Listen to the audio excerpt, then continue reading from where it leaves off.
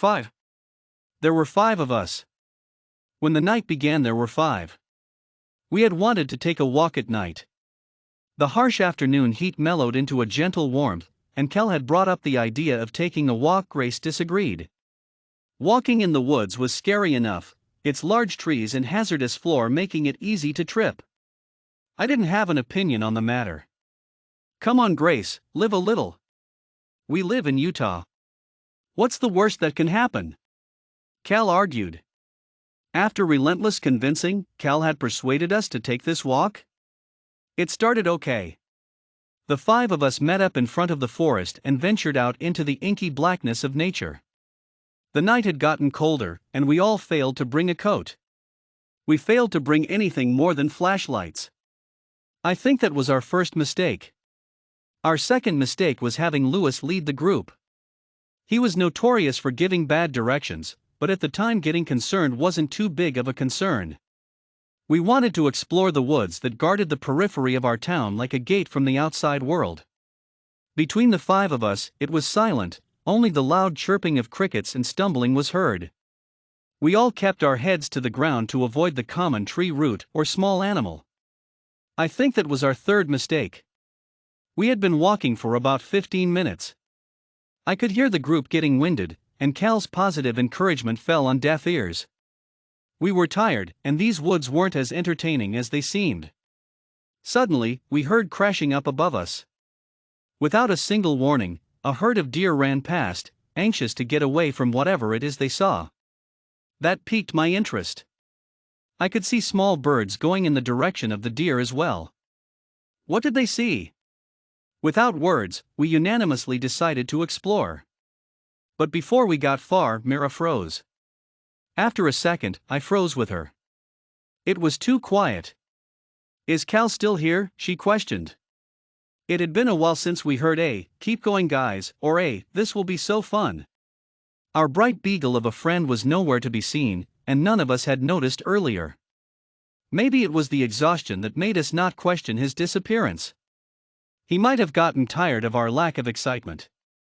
Lewis knew looking for him would be fruitless, so he told the group to keep going. Maybe he thought we'd all get lost. Maybe he didn't care for Cal at all. I quickly learned that I would not have the time to ask him these questions. 4. Wanting to explore what the animals were running from, we pushed forward. I took this opportunity to look everywhere in hopes of finding Cal, but the taunting darkness of the forest held no answers. We kept walking. Farther and farther. Maybe these animals ran a long way to protect themselves from whatever it was we were going to. Either way, it took a long time. After 10 minutes, we all sat down. I'm so hungry, Lewis said. None of us had thought to bring any food. I can now admit it was poor planning on our part. Just eat some berries off of a bush, Isabel giggled. What if they're poisonous?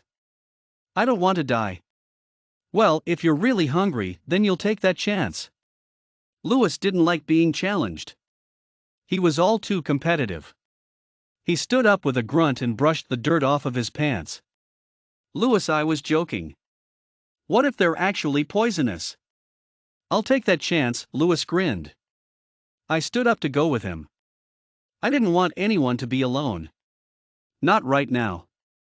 But this trip proved fruitless. We walked miles away from the group just to return empty-handed. Maybe we should have paid more attention to the walk, but it was tough to focus. I imagined their faces when we would return. Maybe their cheeks would be hollower, even though we hadn't gone long without food. Our fourth mistake was not trying hard enough to find some. Walking back to the group was easier than I imagined. I kept my eyes directly on the ground and remembered the path. However, when we got there, only one remained. Grace. She said Isabel had seen a patch of flowers and went to pick them. But I was confused. There were no flowers nearby. I tried asking Grace for more information, but she was too unfocused to answer them. I could understand. Isabel and Grace were best friends. I should have asked Grace questions. That was our fifth mistake. 3. Now just Lewis, Grace, and I, we decided to look for our missing friends. Well, Lewis and I decided. Grace argued that it was too dangerous. But since the majority of us wanted to go, we went. The time was edging towards 2:30 a.m. I read somewhere that 2 to 3 a.m. was most common for supernatural occurrences. Maybe that's what was happening here. We started where Grace and Isabel were sitting, and looked around for a flower patch. However, all we saw were trees, their long arms threatening to strangle us. We chose to split up. Lewis and Grace chose to walk together. I didn't mind too much, because I didn't get along with them sometimes. However, if I knew how long we'd be separated, I would have chosen to go as a trio. Splitting up never worked for anyone. I would think that was our sixth mistake. Nevertheless, I walked alone, my dim flashlight being my only comparison. It had been 20 minutes when I realized I walked too far. I turned back around, but the trees looked too similar, and I realized I had stopped tracking where I was going. This was the worst-case scenario. I couldn't get lost. Couldn't get separated. I was so focused on trying to remember the last landmark I saw, I almost missed the piercing scream coming from miles away. Lewis. Without hesitating, I sprinted back into the direction I assumed was my origin. The roots and small plants threatened to crawl up my legs and trip me, but every time I stumbled, we got back up. We can't lose another person. Soon I had reached the same clearing where Isabel had gone missing. I pushed forward in the same direction Lewis had previously gone. I felt thorns scrape down my leg, but it wasn't the time for that concern. Soon I broke into a clearing. Lewis's screams were scarce now, and I frantically looked around to find him. I did find him, but on the ground. His formerly cream hoodie was stained with a dark liquid that smelled of metal. His hands were glued to his side, pressing down on what seemed to be a serious injury. Grace was a few feet behind him, looking traumatized by our friend struggling to stay conscious. I kneeled to help apply pressure, but Grace just stood there. Why wasn't she trying to help? She dropped a large stick covered in the same substance that Lewis was losing. Oh. 2.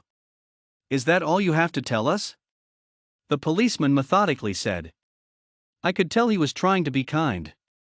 I tried my best to accurately recount what had happened hours before, but I couldn't really stay focused. I could tell the policeman was getting tired of me. I knew Grace was being questioned in the other room. I wondered what she'd have to say about the whole night.